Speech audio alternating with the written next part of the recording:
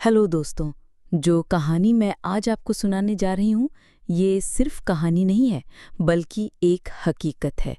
उस शख्स की जिसने अपनी जान की कीमत अदा की, एक बहुत ही खौफनाक रात की, जो उसे कभी नहीं भूलने वाली। तो चलिए शुरू करते हैं। हेलो, मेरा नाम असगर है। मैं हिंदुस्तान के गरीब इलाके में पैदा हुआ था, मगर मुझे अपनी गुर्बत से नफरत थी। मैं अमीर बनना चाहता था, किसी भी कीमत पर। एक दिन मेरे दोस्त ने मुझे एक खुफिया कंपनी के बारे में बताया, जो दुनिया भर में नायाब जानवरों का शिकार करती थी। मैं तय कर चुका था, मैं ये काम करूंगा।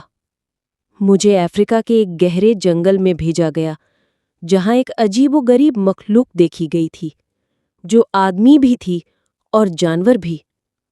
जंगल गहरा था, खामोश और भयानक। हमने एक ऊंचा मचान बनाया ताकि हम देख सकें और बचा सकें अपने आप को। फिर अचानक हमें वो नजर आए, 10-12 जानवर, मगर बिल्कुल इंसानों जैसे। उनके जिस्म पर बाल थे, आंखों में जंगली चमक। वो कच्चा गोश्त खा रहे थे, इंसानों की तरह। मैं कांप गया। फिर उन्होंने हमें देख लिया। वो हमारी तरफ दौड़ पड़े। मैंने कहा, तुम लोग पीछे से किसी एक को पकड़ो, मैं इनका ध्यान बटाता हूं। एक औरत जैसी मखलूक मेरी तरफ भागी। उसने अपने पंजे मेरे बाजू में गाड़ दिए। मैं चीखा। जब होश आया तो मैं एक अंधेरी गुफा में था, उसी जानवर औरत के साथ। उसके जिस्म से एक अजीब सी बस गंदी बू आ रही थी। उसके पीले दांत, खून से भरे होंठ। उसने मेरे चेहरे को चाटना शुरू कर दिया। मैं समझ गया मैं इसके पंजे में हूं। उस रात उसने मुझे सिर्फ एक इंसान नहीं, एक शिकार समझा। लेकिन अगले दिन उसने मुझे जंगल के किनारे छोड़ दिया। मैं दौड़ता गया, जब तक जंगल पीछे छूट गया।